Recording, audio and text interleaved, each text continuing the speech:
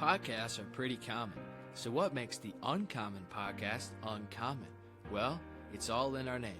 I'm your host, Noah Weiss, and we at Uncommon Sports Group understand the unique pressures and temptations that come with a career in the sport industry. We provide uncommon training that helps you successfully navigate common challenges. Hit the follow button on this podcast. Follow us on Instagram, Twitter, Facebook, and LinkedIn. Check out our website and become uncommon.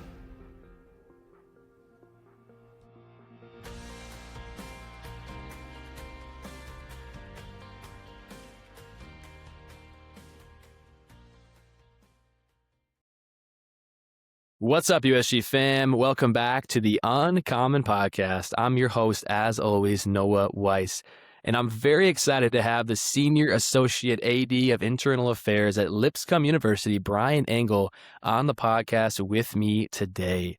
In his role at Lipscomb, Bryan oversees the day-to-day operations, scheduling, maintenance, and more with all the facilities and athletic fields on campus. He also serves as the sports administrator for the baseball, volleyball, and men's and women's tennis programs. Prior to his time at Lipscomb, Bryan served as the associate director of athletics at Cal Baptist University. And beyond his professional profile, the most important thing, Bryan is a husband and a father to 2 children. Bryan, appreciate you joining me today. It's great to have you on the show. My pleasure, Noah. Thanks for having me. Absolutely. And, Bryan, I have a lot of these conversations and we talk about a lot of different things that'll be really important for our listeners. And I know there's a lot of questions relating to your career and your role, what you do and how you steward that. But the most important thing is to hear about your journey to coming to know Christ personally. And so the question I'd like to ask is, can you just get us started by sharing a bit of your story of how you came to know Jesus by faith? I grew up in a small town in south central Pennsylvania in the heart of Amish country. And while I wasn't Amish, I was a pastor's kid.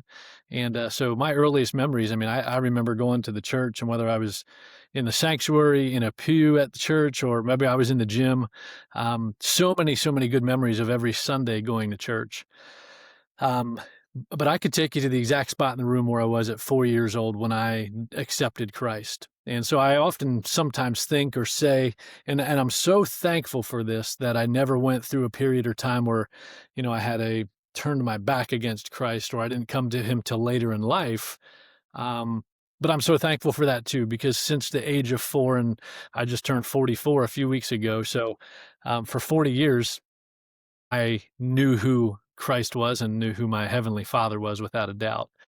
Obviously, I think like most of us, or hopefully like most of us, if we come to Christ at a younger age, there's turning points in your life. And for me, that was probably college of really taking on faith as my own and growing in my faith. I didn't have my mom and dad there to say, hey, on Sunday morning, you're coming with us to church. So It's my roommates, it's my teammates, it's other people around me sharpening me and challenging me. And making the decisions and growth of faith. But again, just from my background story at the age of 4, accepting Christ, and so thankful for his guidance and leading hand, and not even at such a young age. So amazing, Bryan. I appreciate you sharing. I once was having a conversation with a pastor, and he said, the best testimony anybody can have is that they've never spent a day of their life without walking with Jesus. And I think sometimes we think that if we've known Jesus for a long time or have walked with him since we were young, that our testimony is boring or bland, and we need to have some major event in our life or major sin struggle in order to have an impactful testimony. And I don't think that's true at all. I think your testimony is an example of God's faithfulness in a family, in a young person's life, and how that can transcend into the adult life and obviously into eternity. So I think that's pretty awesome, and I appreciate you sharing. It's just amazing to me that it's still the foundation of your life, as we'll get into in this conversation. Bryan, I think about athletics administration as one of those career paths that when you're 6 years old, maybe 4 years old for you, you're not necessarily dreaming of being an AD of internal affairs, right? It's maybe not something that's top of mind as a young person. And so I would just be curious, what initially drew you to athletics administration, and how did you know that this was the right career path for you? Yeah. I was the young kid who I was always wanted to be around sports. I loved playing no matter what it was. growing up, played multiple sports, and throughout high school played 4 sports in high school. So for me, it was always something, if there was a ball, if there was a competition, a score, I wanted to be involved. Um, so I think for me, sports was always the heartbeat and passion, but it's what do I wanna do with that? How can I make this my ministry? And for a long time, I said I wanted to coach and then eventually move into the administrative side. And I didn't know if coaching meant 3 years, 13 years, 30 years, or whatever it would be. But I ended up coaching at my alma mater, Messiah College. I was there a total of 5 years, 3 years as a head baseball coach before I kind of made a career pivot, which we'll get into a little later, but then got onto the administrative side.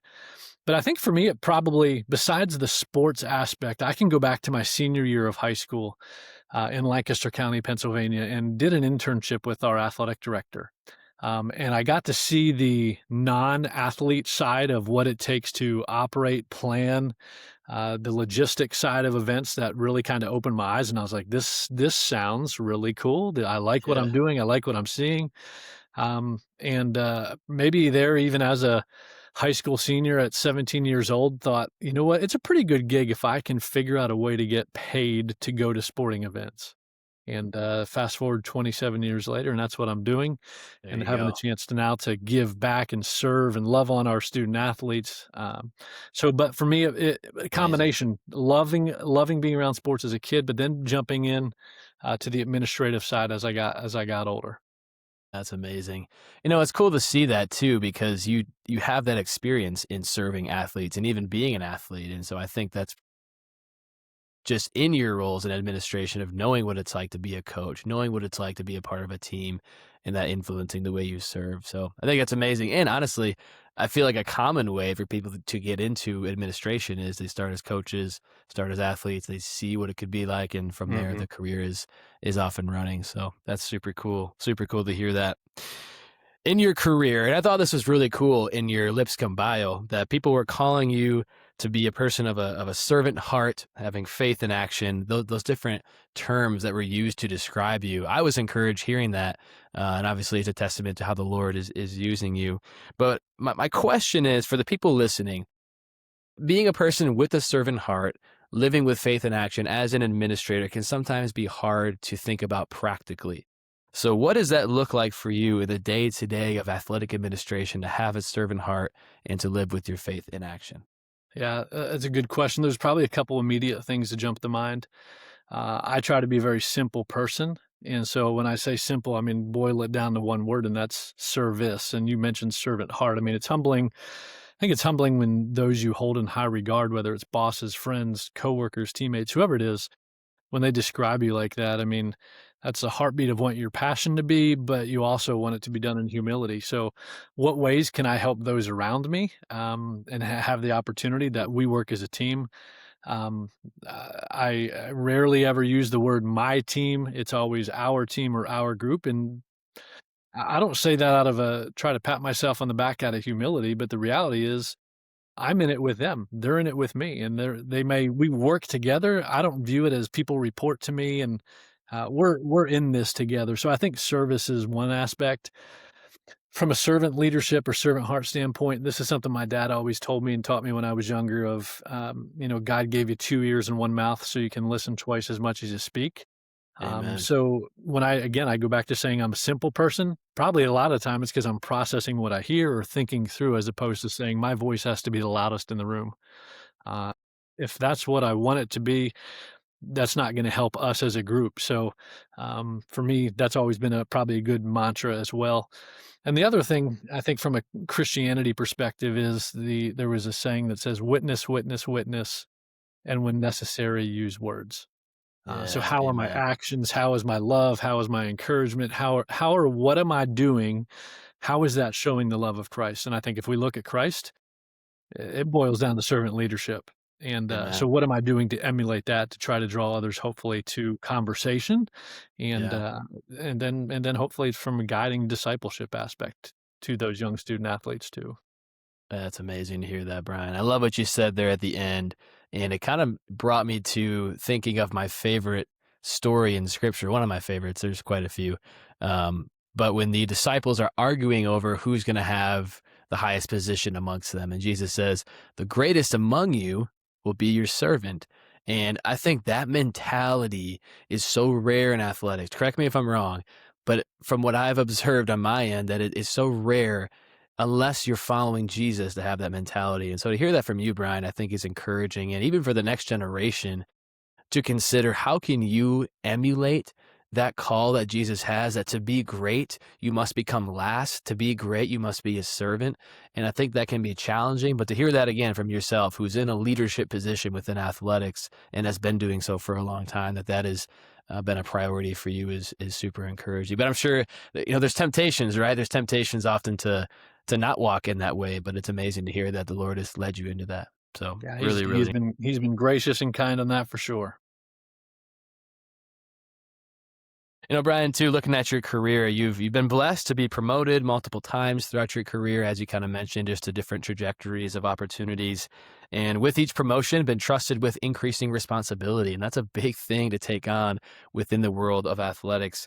So my question is, how have you navigated career growth without losing sight of God's calling on your life?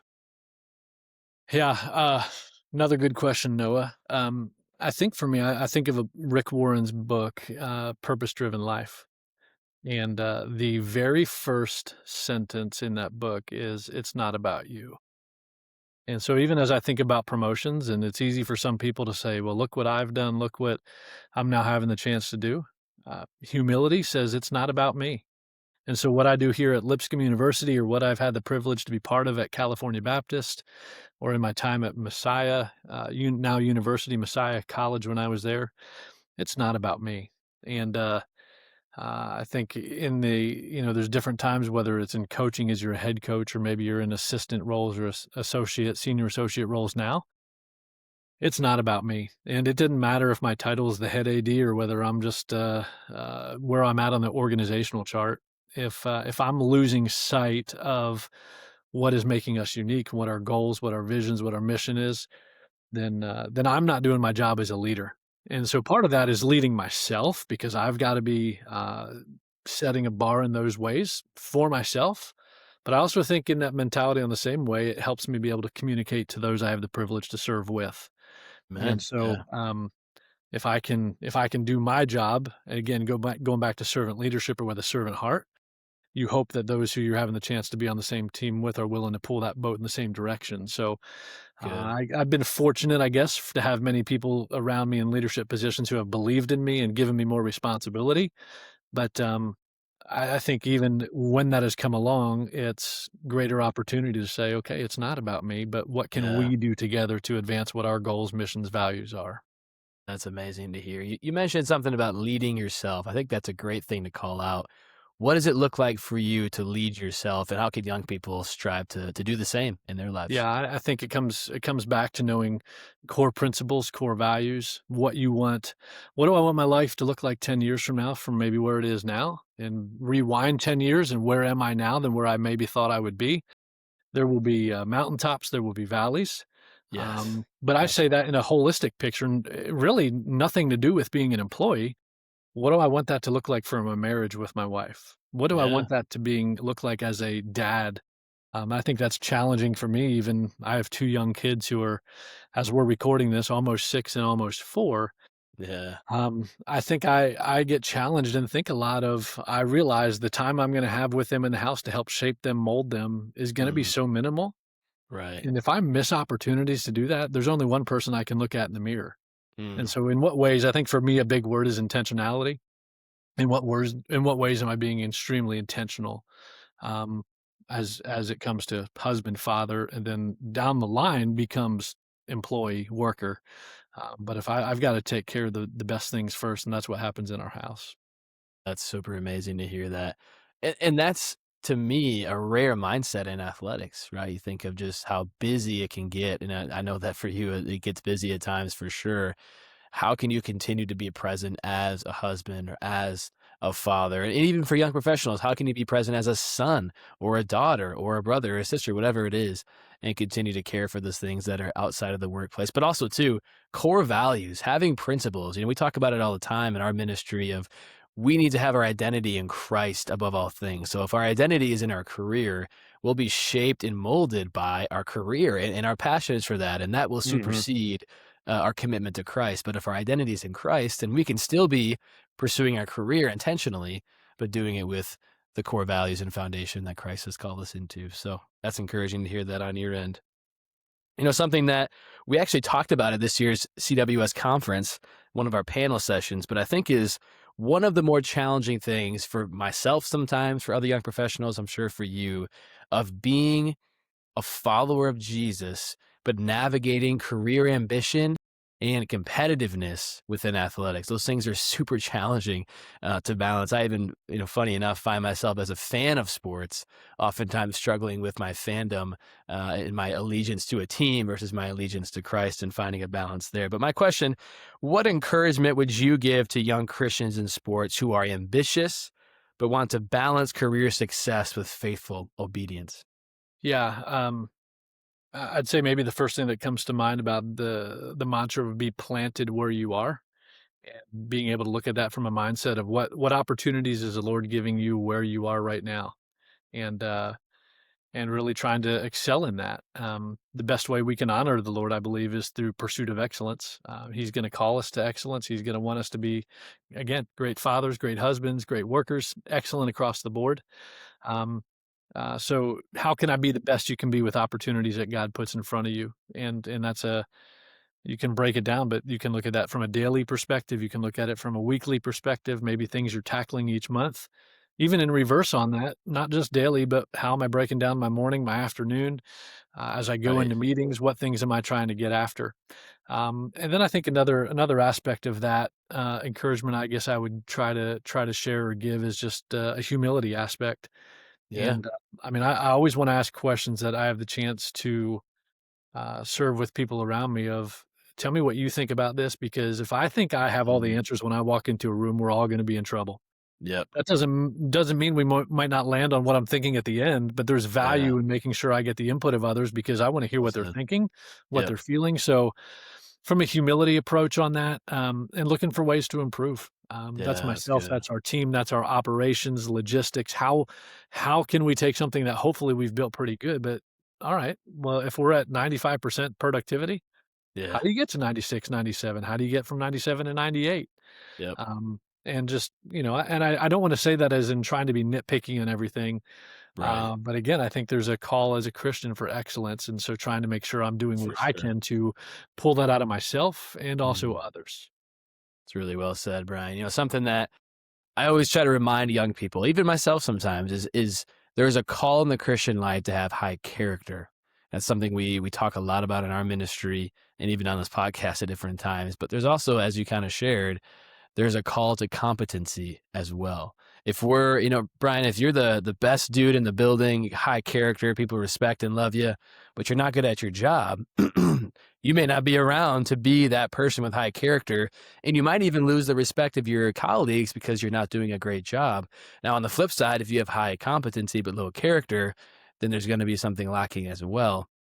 But if we can have both, I think our witness, as you said earlier, we can witness through that life, through the way that we're living in our career excellence and our character. And so I think it's both are important. If one goes above the other, then I think there can be a problem on both sides. But I do think that's a great way to find balances of having both. So that's really well said. Brian, I think about athletics is a realm of high pressure. It even goes with the last question of there's ambition in athletics, but there's also high pressure situations. Even the start of the football season, I'm watching all these coaches across the country just have to manage such high pressure situations with their teams and even with their staff. And it's no different on the administrative side. There's high pressure situations in the day to day. And so, how do you personally integrate your faith into high pressure situations within your job, like facility challenges, scheduling conflicts, or balancing competing demands? Yeah, mentor of mine that many on this podcast may be familiar with, Jay Jacobs, and Jay and I are I'm blessed by his friendship, his mentorship, relationship. He often will challenge me about um, praying before going into a meeting, and sometimes I'll open a meeting with prayer, and that sounds very simple for someone right now who's currently working at a faith-based institution. Yeah. But there's the privilege of that, and thankfully the group of coaches that I get to work with. Um, but I think there's times where I have to challenge myself, whether it is through prayer as a Mhm. group as we start a meeting. Yep. Maybe it's as I'm walking to the meeting, I'm just asking, Lord, like, help me see things through a lens that I might not see through, and I need to be more open to what this person is trying to communicate and say. I think ultimately, no matter where we land, especially on the administrative side now, For sure. doing what's best, right, fair for student athletes, and that's something we as Mhm. a leadership team talk a lot about. That That's has to be the good. lens and the operating. That's what we want to operate with that mindset. But I think for me, as I go into those meetings, I find it just keeps me at peace. I even heard this just this morning when someone said about prayer. They said, I never want to have a prayer last longer than 20 minutes. Now that sounds like a long time, and it is. Yeah. But then they said, I never want to go 20 minutes without praying. And it Wow. was an interesting just thought and mindset of like, okay, am I constantly in communication with our Heavenly Father of giving me wisdom, peace, guidance, direction? And how often Wow. do I need to refresh myself? I mean, if I'm going in from a 30-minute meeting into another one, or maybe it's an hour meeting to grab a quick bite to eat, but I'm hopping somewhere else, like, Yeah. there's 20-minute segments in there where even, Heavenly Father, give me wisdom as I step into this meeting, and may I speak of what you would want me to say. It's well That takes said. 8 seconds, but Yeah. I'm intentionally seeking what the Lord might be wanting to say through me to me, and then the listening ears to do that as well. Really good. So I think that's one simple aspect of just integrating my faith into preparing my heart, mind, and words maybe as well. Hmm. I love that. And, I think prayer, to your point, is one of the best ways to remain Christ centered and grounded amidst the challenges that come with athletics. You mentioned, Jay's been instructing you to pray before meetings, right? And praying during meetings and finding those segments within the day. Because if we're not connected, I always think of John 15, if we're not connected to the vine, we do not produce fruit. If we are connected to the vine, we will produce much fruit for the kingdom, right? And so I think in that, if we're going through our days in athletics and we're just not reading our word, right? I think devotional time, at least for me, and I'm sure for others, is just so essential.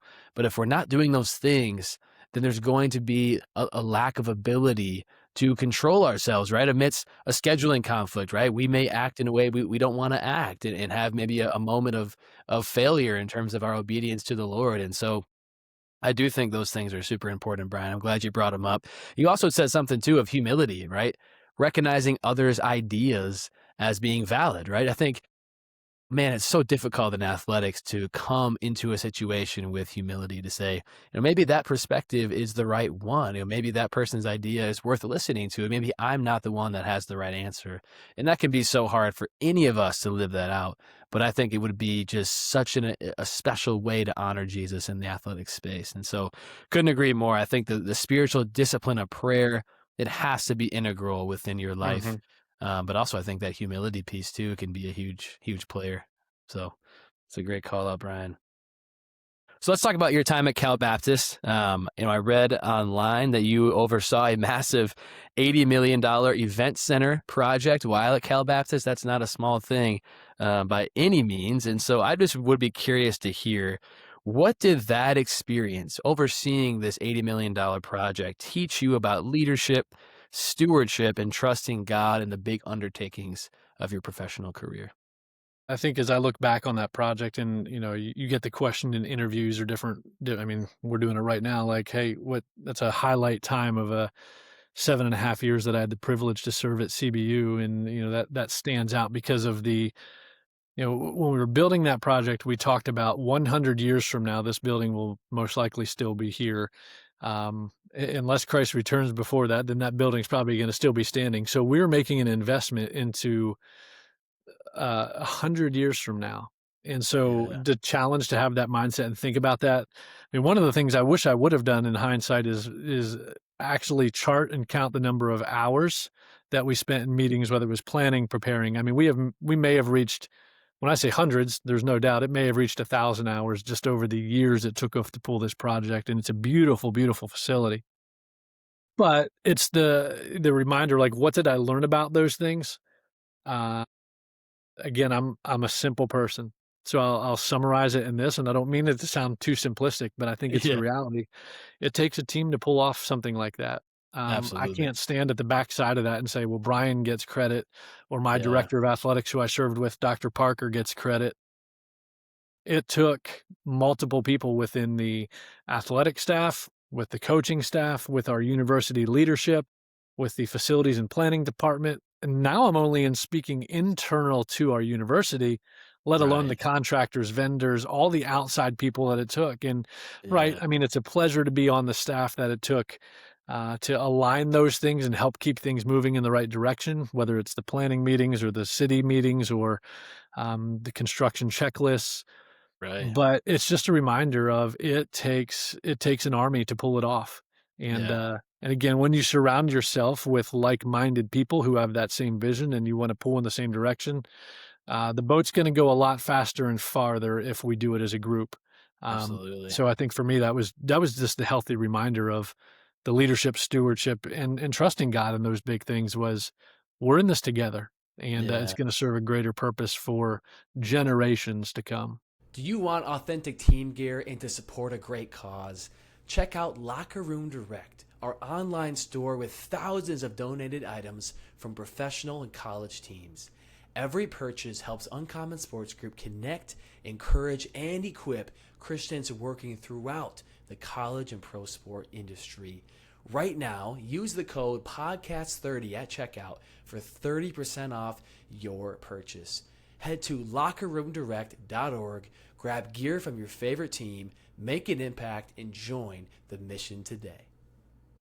That's really well said. Honestly, one of the biggest challenges of athletics for many people is that it is work that is super time consuming, and it's a Mhm. big part of any athletic department or team, whether it's professional or college, yet it goes unseen, right? You see this in new event space, I'm sure on campus, and nobody's throwing a party for Bryan Engle and the staff, right, to celebrate, and no fans are recognizing that either potentially. And so I think there is a level of, you work in athletics, there might be this craving for recognition, right? Because that often doesn't come naturally. And so I do think, as the believer, as you called out so well, it is not our goal to receive recognition. Instead, the goal should be to allow the team to be recognized, but ultimately God to be glorified in the way we manage the situation. And so I do think for anyone that's getting into athletics, I think, and you would maybe attest to this as well, if the goal is recognition, it may not be the right field for you. But if the goal is service, and as we talked about earlier, having that servant heart and greater is the one who's the servant, then I think it is the right space to be in. So, and it's really cool. I mean, it is something, right? We're talking about it now. That's a huge project that you were able to manage, but even seeing your humility of like, hey, that wasn't just me, that was a team effort. I think it's really what makes the career field of athletics a really cool space to work in. It's that it's a team environment. So it's really cool to hear that. Really cool to hear that. All right, let's dive into your role at Lipscomb. Obviously, a tremendous university. We've been on campus with you guys a few times, a beautiful space, lots of great facilities. In your role at Lipscomb, you're interacting with so many different groups on a day-to-day basis: coaches, student athletes, campus partners, external organizations, a lot of relationships and people to manage. How do you build trust and communicate effectively across so many relationships on a day-to-day? Yeah, I think there's 2 C words, that initially come to mind initially when you asked that question, and the first you even said it, so I'm gonna repeat it, and the communication is critical. So working with different parts of campus, whether it's internal, external, the communication is critical. We have to be good communicators and keep each other informed as to what's going on. The Yeah. second C, I would say on the second side of that would be consistency. So am I someone who, the old for me as a Pennsylvania guy, Joe Paterno, and I know many people have said this, but not letting the highs get too high and the lows get too low. So am I going to be consistent with how I'm approached by coworkers? And again, whether that's internal to the department or across department, but am I making sound, reasonable decisions? Am I consistent with my actions, my words, and what I'm doing? I mean, the one thing, of course, and this probably goes on the communication side, is just trying to be out in front of things and not try to have things be last minute. Good. Um, I once read a sign that says, "Your lack of planning is not my emergency." Does not mean I'm not going to be willing to help, but if Good. we're doing what we can on the front side to think through that, then we're all going to be better for it. For sure. And I would say this: I loved how our director of athletics, Philip Hutchison, he refers to me here, and I love this term. He calls me the athletics air traffic controller. And at first, when I heard him say that, I kind of just smiled and chuckled. I'm like, well, tell me what that means in your view. And so in my role of like, we have so many programs that are going to be coming to our way, and my Yeah, job is to help us all fly in a direction where we're heading in the same direction, but we're not trying to land on the runway at the same time, or we're not intersecting on different parts of the runway. And good. there's a lot of truth in that from my role as it comes to scheduling or working with teams and working with other parts of campus with our facilities. So, um, uh, That's yeah, good. athletics air traffic controller on that side. But I think that again, the I two love C words, that. consistency and communication. It's huge. I want to try to pride myself in that. And again, I'm going to jump back to a previous question that we kind of walked through. Yeah, If I'm doing those things as a husband, then I'm doing probably some good things in the home. If I'm doing those things as a dad, gosh, what an example you're trying to set for young kids. And absolutely.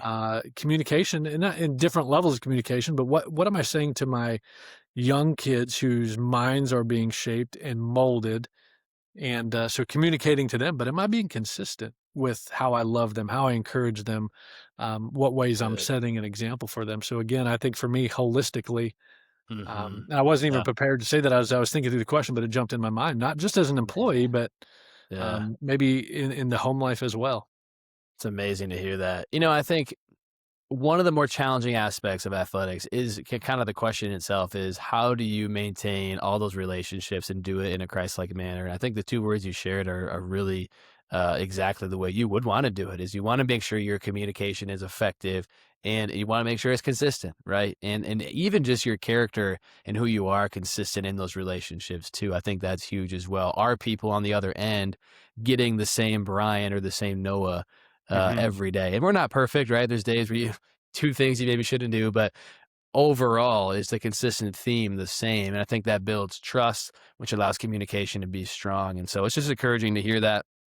And yeah, I'm sure your days are busy being the air traffic controller, and so I think it's something you have to learn as well when you get into this space of athletics. How can I be an effective communicator and do it in a Christ-like manner? Jesus.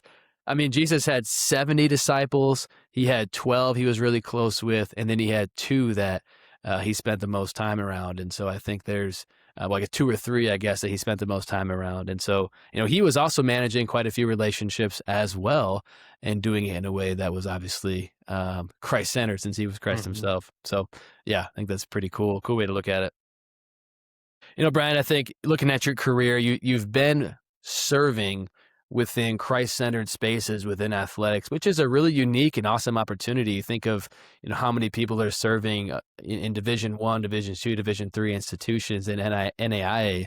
How many of those schools are Christ-centered? And the percentages, I'm sure, fairly low. So my question would be, how does working at a Christian university like Lipscomb allow you to integrate your faith within your role of athletics in a way that's maybe a bit easier than it would be at a different school that wasn't as Christ-centered? Yeah, I think what jumps to mind just immediately, and again, we talked about it earlier, is prayer. I think that is the I had the privilege to be at the University of Kentucky for a few years as a graduate student. Obviously, Yeah, not a faith-based school, but finding some who were like-minded, who I could either pray yeah, with, share with, that was crucial. But you ask about specifically at a Christian institution or an area of faith, and I think it's just the extreme privilege. It's the opportunity that I can walk into someone's office, close the door, and saying, "Hey, I'm struggling with this. Would you pray for me?" Or flip side of that, "Hey, how can I pray for you?" And I think it's a beautiful thing, and I'm challenged on this all the time uh, by myself. Is it's one thing to say, "Hey, how can I pray for you?" And then you give me an answer. And secondly, more importantly, I might pause and say, "Hey, can I pray for you right now with that?" I yeah. think Wow. sometimes as you see the student athlete who I might just see in the hallway who I know is they had a tough game last night, or they're battling an injury, and, if I ask him to pray and I put my hand on their shoulder and I mean, sometimes tears come, sometimes you just see their countenance change. Yeah. Maybe it's taken away from that situation and I ask how I can pray for him, and it's writing a note that I can leave on in the locker room. Yeah. There's times I try to do that with student athletes or with teams but what opens the door for that is the opportunity that not all people or not all students who go to Christian universities are following Christians, and it's Yeah, that for path and sure. that journey. Um, but am I setting a good example on that? And the privilege I know I have to have the opportunity to freely be able to do that here. And Absolutely. It's amazing. what an opportunity, and shame on me if I'm missing the opportunity to either A, help set that Right. example, but Yeah. then B, take advantage of it. And some of those times that I've either prayed for a student athlete in the hallway Mhm. or in an office or even with a staff member, the doors that has opened later down the road of Yeah. just, being able to share. And so that's a Right. privilege. And if Absolutely. I miss the opportunity on that privilege, that's shame on me for that because the Lord's given me an opportunity in a very clear way to be able to do that. Absolutely. I think it's a great point, right? It is a way for the door to kind of open up naturally to Christ-centered conversation, to things like prayer. And I think it's encouraging for me to hear you say, like, that's an opportunity to take advantage of that and to be looking around at your department, at your student athletes, even at students on campus. How can I make sure that my witness to them is encouraging them through prayer, through sharing maybe a scripture or a passage, or just being an encourager as a whole? I think that's really an awesome thing to hear. And for those that are listening that are within Christian institutions, to really take advantage of the opportunity, right? And to steward that well. I wanted to follow up because I'm sure there's listeners that are saying, hey, I don't work within a Christian team. Maybe they're in pro sports or maybe they're within a secular university in athletics. How would you encourage that person to be a light within a space where maybe it's not quite as open to, things like praying for one another or things of that nature? Yeah, I think I would look for opportunities as best you can. And I know that Yeah. again, that sounds simple, but if you're not at a Christian institution, I think there are going to be ways to get involved. And whether it's through, I'll give a plug, whether it's through Uncommon Sports Group, whether it's through Athletic Directors for Christ, Yeah, for there sure. is such a network across the country in our industries of Yeah. like-minded individuals. Amen. And so whether you can find that within a coaching staff, whether you can find that with some student athletes, sometimes that'll come to light. But, and I say this, and I'm really thankful for it. I think my 2 years at Kentucky when I was there as a graduate assistant are some of the most, spiritually defining times of my life because I was not in a Christian atmosphere, on a daily basis. So it forced me to how am I being intentional to dive into the word and to try to be an example and to try to be consistent and to try to be a good communicator, those things we talked about. But how am I setting an example? Because um, I know some people are going to look at me and know this is what I stand for. So how am I living that out? And so you have to take that with a serious challenge. And I want to Yeah, be, for sure. if I'm going to be read by other people, hopefully they're coming away saying, hey, he handled stressful situations in this way, or he Yeah. included us in this way. Not, he's tough to work with, or I don't like what he has to say, or his tone is negative. And even by doing little things like that, it will open up doors of conversation and opportunity where again, there's not many people even I'll say this, I guess, even sometimes non-believers, if you say, "Hey, can I pray for you?" There a lot of times someone's like, "Man, that'd be awesome." Like Yeah. I'm struggling with this or yeah. And maybe you don't do prayer right there, and I don't want to make them uncomfortable, but just, "Hey, thank you for sharing that. No, I'll be praying for you." Yeah, just trying to open that door of opportunity with being true to who you are. That's really good, and I would even add to that something that a pastor locally here has kind of shared with myself and our team is we need to have our spiritual antennas up all of the time and just kind of recognizing who's a person of peace that might be willing to receive a request of prayer or might be willing to receive, me sharing the gospel or sharing my testimony about what Christ has done in my life or sharing some scripture, whatever it is, just being aware of who those people are and approaching them with confidence and boldness, right? And obviously, we want to have wisdom in our approach and have wisdom in how bold we are. But I think being as bold as possible is the goal. And so, yeah, spiritual antenna is something I always try to remember. Even when I'm walking around Target or something, I'm like, all right, what's my spiritual antenna looking like right now? And who can I be aware of that needs to be served ultimately, whether it is meeting a physical need or meeting a spiritual need with that individual. So, yeah, it's good to hear that. And I do think for those individuals within secular institutions or teams, your hands are not fully locked. There are ways to be able to serve in those institutions. So well said, Brian. Appreciate you sharing. I was intrigued with this question. Um, Obviously at Lipscomb, I know the goals are more Christ-centered than, as we just talked about, other institutions. What challenges come with balancing this competitive excellence that you guys are pursuing, as well as spiritual formation within athletes and staff? Yeah. I would say most people may answer that, like the balance of competitive excellence, whether we're talking about at Lipscomb or other schools in our conference or in our region. Um, some people will answer that budgetarily. We're no different. I'd love more resources, whether that's our teams, our staffing. But I go back to the mentality shift here of challenges or opportunities. And so, how do we, in a Christian lens and Christian's perspective, how do we steward well what the Lord has given us? We can, if I have $1 million in my budget and I want more, when I get to 1.5 or 2, more likely after a certain amount of time, you're going to say, well, can I have 2.5 or 3? And so it's like, it's the never enough approach mentality. So if you take the lens on that and shift it this way and say, okay, this is what we've been given and this is what the Lord allows us to do, how am I stewarding in that well?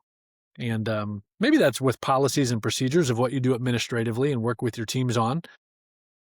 But how do we balance that? I mean, for me, I come back to that. I'll look at it from all right, we have to steward what resources the Lord is giving us. And how can we be a good example? Because I think the last thing that, whether it's an administrator or whether it's our coaches, if you have a budget that's outside the bounds of probably what it should be, and you're not having success, all of a sudden it's like, well, are you being good stewards with what you have? So sometimes less is more. Yeah. I'd rather probably be given less and have to try to overachieve, as opposed to you're given the keys to the kingdom and you've got to maintain a high bar. Hope that makes sense, but that's what would jump to my mind when you asked that question. That's a really good response. And, I do think that is a challenge within any institution is what are our values and our goals? And I think the obvious goal is to have success on the field or on the court, right? Like you want to win games. And I think going back to our conversation earlier, the competency and character conversation, if, a coach is building young men or young women into being like really strong adults and strong followers of Christ, but they're losing every game, like they're probably going to get fired, right? And so I think there's a reality of we need to, as professionals in this industry, strike a healthy balance between, I want to pursue excellence in this area, just in terms of formation of athletes and in growing my team spiritually, but also to say, hey, like, we want to steward the resources really well. Mm-hmm. And I think that's a totally different mindset. And I love that you brought it up too. Stewardship in the Christian institution and stewardship in the non-Christian. We're doing it because our resources are God's ultimately. Every dollar within your department belongs to the Lord's. How can I use that in a way that honors Him, as opposed to the mindset of maybe a secular institution? That may not be the approach, and so it's different. Mm-hmm. So, that really encourages me, and I think that is exactly how I would expect and hope that an institution like Lipscomb would approach it. And so, I think that's really really encouraging and exciting to hear that. I think I'll add on to that, and something our Yeah, director of athletics talks a lot to our teams about is we want to compete. We're in Division I athletics. We want to compete at the highest level, absolutely. but we don't leave it there. We say highest level, higher calling. That's And amazing. so it's okay. We're at the highest level, but that's not what this university is about. So what's our higher calling, and how are we, whether you're looking at it from a budget, whether you're Yeah. looking at from academics, whether you're looking at from athletics, whether you're looking at from a community service, highest level, higher calling. And I love our tagline. And I think there's so many applications you can, of course, run with that from, but it's a good challenge and a good reminder. Like that's why we're doing what we're doing. Yeah, and that probably goes down to the individual level too, right? There's a high level of expectation, but an even higher calling. That's really cool to hear that. And you brought it up earlier. Outside of your role at Lipscomb, you also serve as a board member with 80s for Christ, and it really was a blessing this summer to partner with you guys for the 2025 CWS conference. And I just would love to hear, thinking back to the conference, thinking even back to 80s for Christ conventions for, the past however many years it's been around as an organization. What is the importance of organizations like 80s for Christ and Uncommon Sports Group and gatherings like CWS Conference for sport industry professionals that are seeking to honor Christ in their roles? Yeah, I think it's such a time that's renewing and refreshing, just kind of recalibration that we get to do in the summer. Just like our teams have off seasons, the summer's an administrative off season, so to speak. You're still working, you still got things to do, but you're not competing at that time. Just the recalibration of refocusing maybe what's important. I think obviously the huge thing that comes out of these events or these conferences together is the chance to, you know, be critical and crucial to spend time around like-minded individuals too. So Absolutely. there is the re-energizing aspect of that. But the privilege that it comes with of, you know, you have that in the summer, and then maybe I'm going through something in the fall, and hey, I'm going to pick up the phone or I'm going to send an email or a quick text to someone that I met that summer, or that, hey, I got to know this person through this conference. And now 6 years later, we know each other so better because of, well, what was that introduction? It was this conference that we had the chance to both maybe from a lens we didn't know each other. Man, I didn't know that they're on a different part of the country than I am, but we both attended this Christian conference. So I know the core of who we are. I know what they stand for. I know what is important to them. It's going to just open doors of conversation that down the line, Absolutely. calling on brothers and sisters in Christ. And so I think Man. that's always a fun part of it for me, is just Yeah. the longer you're in this profession or any job, hopefully it's about the people. It's not about other things. And people can be coworkers, people can be our student athletes. And when you see Yeah. the student athletes mature into young men and women, Yeah. but I go back to that of the time that you have the chance to recalibrate, refocus, see Yeah. friends, and just kind of recenter kind of what you want moving into the next year to look like for you. Absolutely. There's few things I think that are more valuable than community in the Christian walk. You know, if you get isolated, you're not going to grow. You're not going to mature.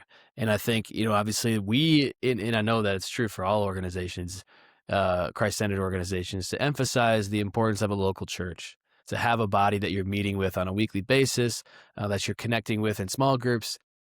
But oftentimes those individuals, especially in terms of a sport industry career, don't quite understand the unique challenges and temptations and pressures that you and others are facing in this industry.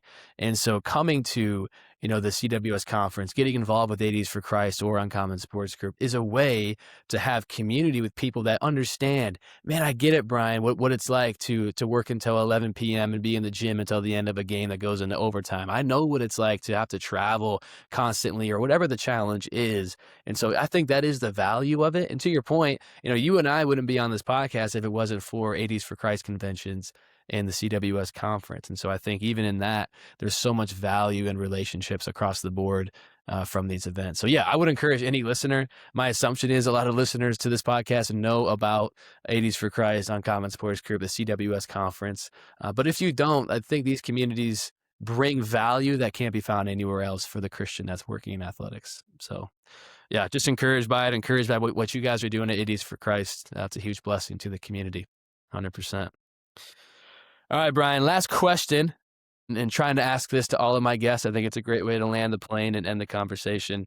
What does it look like for you to be uncommon in your field and daily life? And how can our listeners do the same? Yeah. Well, I hope it's not too uncommon, but I'll go back again to the consistency aspect of who I am. So never letting the highs get too high, the lows get too low. I think for me as an employee, I want to keep my head down, do the best I can. I Yeah. say head down and head up because I want to keep my head down and grind, but I want to keep my head up, as we talked about earlier, just to be um, mindful of those around me and ways I can love on them, support them, encourage them. Amen. But having that mentality in the aspect, again, not as just as an employee, but as a dad, as a husband, as a friend, what ways am I doing that? Yeah. Um, I'm someone too, I think I'm a little maybe countercultural in this aspect. So I smile, even pause in saying this, but I Yeah. often, I will tell myself, Bryan, stress is a choice. And there's things that Mhm. will bring stressful situations and stressful things our way. But if I have that mentality towards that and I say, well, stress is a choice. All Good. right, I'm going to choose to not get too stressed. Okay, something Mhm. comes my way. Have I prayed about it? Do I feel Yeah. prepared for this? So, the mentality of tackling one thing at a time, and right. There are stressful situations, but not allowing me, okay, I've had a stressful day at work. Well, guess what? My wife and my kids, they don't deserve for me to take that stress into the home with them. Yeah, And for maybe sure. I've had a tough night at home and the kids they're not going to bed. They've been a challenge. It's just not been, well, I can promise you, I don't want to bring that to the office. So Absolutely. just having that mentality, Brian, stress is a choice. I'm not going to let this bother me. I'm going to close this chapter. I'm going to open the new one. Maybe that's Yep. at the end of the day. I'm closing this day, but tomorrow's a fresh day. And the Amen. Lord will give me the strength for this day. And That's so good. again, kind of just that mentality shift a little bit of what people might get Really good. frustrated with or stressed with. I'm not going to allow that to bother me. That's really good. That's my attempt Man. anyway. That's amazing. No, I love that. And I think that is so uncommon. In athletics, it can be so stressful. It can feel like if I don't do this or if I don't get this done or if this doesn't get across the finish line or whatever it is, the world's going to end. And I think it's good sometimes to remember that what we do in athletics in terms of the day to day is temporary. What we do for the kingdom is eternal. And so if we're going to stress about anything, let's stress about the things that are eternally significant, not the things that lack in that. And so I think it's a great call out, Bryan. Bryan, I do appreciate you. I appreciate what you're doing professionally. I'm just encouraged to know that there's a brother in Christ that's seeking to honor his name in athletics. So I appreciate this conversation, and I pray that it would impact the next generation that might be listening. So thanks for your time, Bryan. Well, pleasure to be on. Thank you for the invite. Certainly have enjoyed our times, as you said, through the conferences of getting to know each other, and yeah, just honored to spend a little bit of time with you here this afternoon. Thanks for listening to this episode of the Uncommon Podcast all the way to the end. If you liked it, subscribe or follow this podcast so you can stay up to date with all of our newest content and episodes. If you liked it a lot, leave us a comment so we know what you thought about this episode. To learn more about Uncommon Sports Group and our ministry opportunities, visit our website at uncommonsg.org. That's uncommonsg.org. Right now, we're accepting applications for our upcoming USG Academy team. If you're a young professional working in sports, desiring to grow as a Christ-centered leader, then the USG Academy is for you. Tap the link in the description of this podcast to learn more and apply to be a part of our next Academy team. We'll see you next time on another episode of the Uncommon Podcast.